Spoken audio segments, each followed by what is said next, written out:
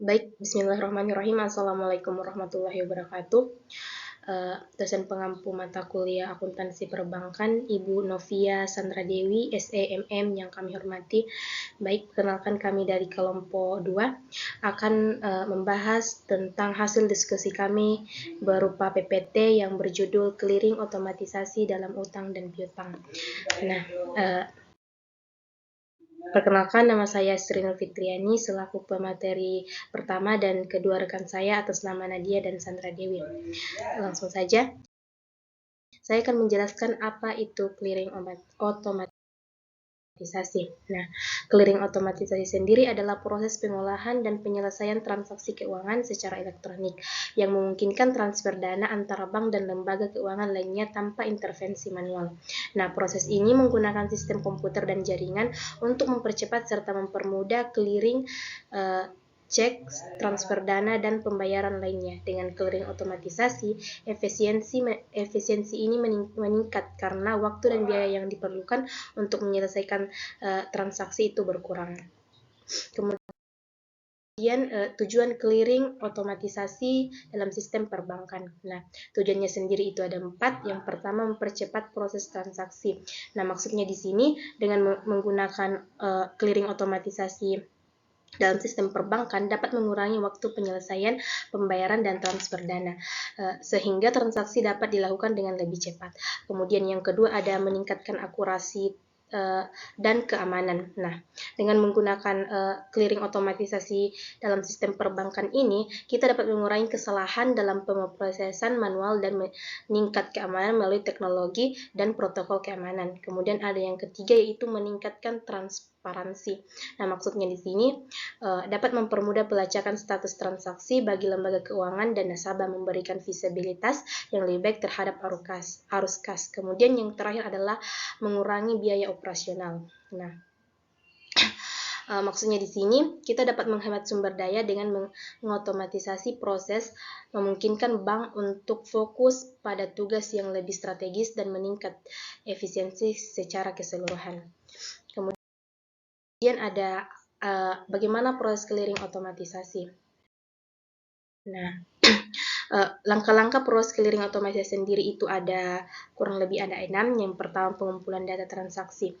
Nah, sebuah transaksi itu akan dikumpulkan kemudian diproses seperti cek, transfer dana, dan pembayaran lainnya. Setelah pengumpulan, kita akan verifikasi dan validasi data tersebut. Setelah itu ada pemrosesan transaksi. Nah, di pemrosesan transaksi ini diproses secara otomatis melalui sistem clearing yang menghitung jumlah yang harus dikreditkan dan yang mana yang harus didebitkan antara bank yang terlibat. Kemudian ada penyelesaian transaksi, pelaporan dan rekonsiliasi, dan yang terakhir ada monitoring dan audit.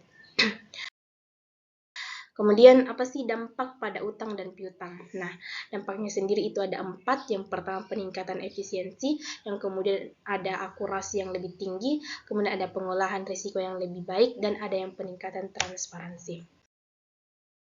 Kemudian materi selanjutnya apa sih bagaimana pencatatan utang dan piutang dalam akuntansi clearing otomatisasi.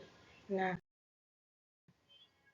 pencatatannya sendiri itu ada pengakuan utang. Nah, ketika bank menerima kewajiban atau utang dari nasabah atau pihak lain, utang tersebut dicatat dalam buku besar sebagai kewajiban.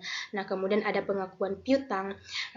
Ketika kondisi bank memberikan pinjaman atau kredit kepada nasabah, piutang tersebut dicatat sebagai buku besar sebagai aset. Kemudian ada contoh pencatatan utang dan piutang dalam sistem clearing otomatisasi. Nah, di sini itu ada contoh pencatatan utang. Kita lihat di sini situasi Bank A menerima pinjaman dari Bank B sebesar 200 juta untuk jangka waktu 1 tahun. Nah, pengakuan utangnya itu terjadi pada tanggal 1 Januari 2024. Nah, kemudian jurnalnya, karena ini adalah utang, karena situasinya ada di Bank A itu menerima kas sebesar 200 juta dan bertambah utangnya di kredit sebesar 200 juta. Kemudian bagaimana sih ketika situasi Bank A membayar kembali pinjaman tersebut. Nah, tapi otomatis di dalam pinjaman itu akan dikenakan bunga. Nah, bunganya di sini sebesar 10 juta setelah 1 tahun dibayarkan utang tersebut. Nah, pelunasan utangnya pada tanggal 1 Januari 2025, kemudian jurnalnya debit utang bank sebesar 200 juta dan debit beban bunga sebesar 10 juta, kemudian ada kredit kas sebesar 210 juta. Kemudian ada contoh pencatatan piutang. Nah, di sini ada dua situasi, yaitu situasi bagaimana Bank A memberikan pinjaman kepada nasabah X sebesar 100 juta dengan bunga per tahun. Nah, pengakuan piutangnya itu pada tanggal 1 Januari 2024, kemudian jurnalnya itu debit pada kredit, di mana debit sebesar 100 juta dan kredit sebesar 100 juta. Kemudian yang terjadi pada situasi nasabah yaitu membayar kembali pinjaman sebesar 100 juta beserta bunganya yang telah dipinjam dari Bank A. Nah, pencatatan pembayaran piutangnya itu tanggal 1 Januari 2025. Kemudian jurnalnya itu debit sebesar 105 juta dan kredit piutang yang telah dibayar tadi ke Bank A itu 100 juta dan kredit pendapatan bunganya sebesar 5 juta. Kemudian materi selanjutnya saya akan berikan kepada rekan saya. Baik, di sini saya akan melanjutkan materi yaitu keunggulan clearing otomatisasi dalam pengelolaan utang dan piutang.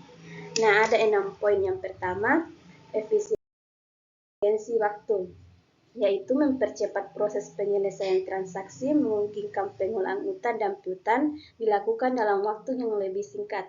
Nah, yang kedua, akurasi tinggi, yaitu mengurangi risiko kesalahan dalam pencatatan transaksi, menghasilkan data yang lebih akurat dan dapat diandalkan.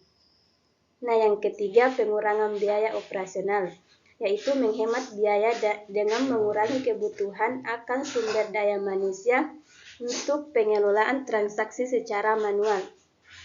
Nah, yang keempat, peningkatan transparansi, yaitu memberikan visibilitas yang lebih baik terhadap status uang dan piutang. Nah, yang kelima, manajemen risiko yang lebih baik, yaitu memungkinkan analisis data yang lebih efektif, membantu bank dalam penilaian risiko kredit dan pengambilan keputusan yang lebih baik. Nah, yang terakhir, kepuasan nasabah yang lebih tinggi, yaitu meningkatkan pengalaman nasabah dengan proses yang lebih cepat dan akurat. Materi kedua yaitu penjelasan risiko dalam akuntansi clearing otomatisasi yang berhubungan dengan utang dan piutang. Yang pertama itu risiko teknologi, yaitu ketergantungan pada sistem teknologi dapat menyebabkan gangguan operasional jika terjadi kegagalan sistem seperti kerusakan perangkat keras atau kesalahan perangkat lunak. Yang kedua, risiko keamanan data, yaitu clearing otomatisasi melibatkan transfer data sensitif terkait utang dan piutang. Nah, yang ketiga, risiko kesalahan input data, yaitu meskipun otomatisasi mengurangi kesalahan manusia, kesalahan dalam memasukkan data uang dan piutang ke dalam sistem tetap mungkin terjadi. Yang keempat, risiko penipuan, yaitu sistem otomatis dapat menjadi sasaran penipuan yang lebih canggih. Dan yang terakhir, risiko integrasi sistem, yaitu integrasi antara sistem clearing otomatisasi dan sistem akuntansi yang ada bisa menjadi rumit. Sekian dari saya kembalikan pemateri selanjutnya. Terima kasih kepada pemateri sebelumnya. Di sini saya akan melanjutkan materi dari perbedaan antara clearing manual dan clearing otomatisasi. Perbedaan antara clearing manual dan clearing otomatisasi dalam pencatatan utang dan piutang itu dapat dilihat dari berbagai aspek. Yang pertama itu kecepatan. Pada aspek kecepatan, clearing manual prosesnya itu sangat relatif lambat karena membutuhkan waktu untuk verifikasi manual dan pengolahan dokumen atau dokumen fisik atau pencatatan manual.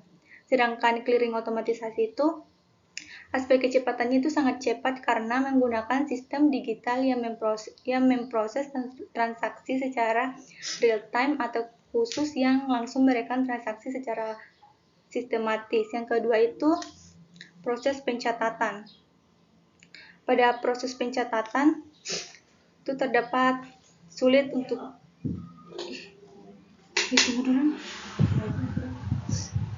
Baik, Cina akan melanjutkan materi itu proses pencatatan, yang dimana pada clearing manual itu pencatatan dilakukan secara manual oleh staf akuntansi yang dapat menyebabkan keterlambatan dan risiko kesalahan manusia. Sedangkan clearing otomatisasi itu pencatatannya dilakukan secara otomatis oleh sistem, mengurangi waktu proses dan peningkatan akurasi data. Dan yang ketiga itu akurasi. Pada clearing manual, rentan terhadap kesalahan baik dalam pencatatan maupun perhitungan yang dapat mempengaruhi laporan keuangan. Sedangkan clearing otomatisasi yaitu mengurangi risiko kesalahan, menghasilkan data yang lebih akurat dan laporan keuangan yang lebih dapat diandalkan. Dan yang keempat itu biaya operasional. Pada clearing manual memerlukan lebih banyak sumber daya manusia untuk mengelola proses yang dapat meningkatkan biaya operasional. Sedangkan clearing otomatisasi itu mengurangi kebutuhan akan staf untuk tugas-tugas rutin, sehingga menghemat biaya. Yang kelima, transparansi. Pada clearing manual, sulit untuk melacak dan memantau status utang dan piutang secara real-time yang dapat mengurangi transparansi. Sedangkan clearing otomatisasi itu memberikan visibilitas yang lebih baik terhadap semua transaksi, memungkinkan pelacakan status utang dan piutang secara real-time. Dan yang keenam itu risiko keamanan.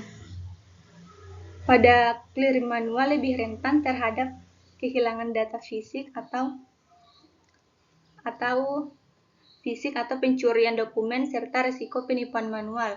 Sedangkan clearing otomatisasi itu meskipun lebih aman dalam hal data digital tetap memerlukan sistem keamanan yang kuat untuk melindungi data sensitif dari peretasan. Dan yang terakhir itu bagaimana pelaporan utang piutang bank dalam laporan keuangan. Pada pelaporan utang dan piutang bank dalam laporan keuangan, yang pertama itu utang. Pencatatan utang dicatat dalam neraca sebagai kewajiban yang dibagi menjadi kewajiban jangka pendek atau jatuh tempo dalam 1 tahun dan kewajiban jangka panjang atau jatuh tempo lebih dari 1 tahun. Sedangkan piutang, pencatatan piutang itu dicatat dalam neraca sebagai aset. Piutang dapat dibagi menjadi aset lancar jatuh tempo dalam 1 tahun dan aset tidak lancar jatuh tempo lebih dari 1 tahun. Baik, itulah hasil presentasi kami dari kelompok 2. Kami ucapkan banyak terima kasih. Saya akhiri dengan ucapan wassalamualaikum warahmatullahi wabarakatuh.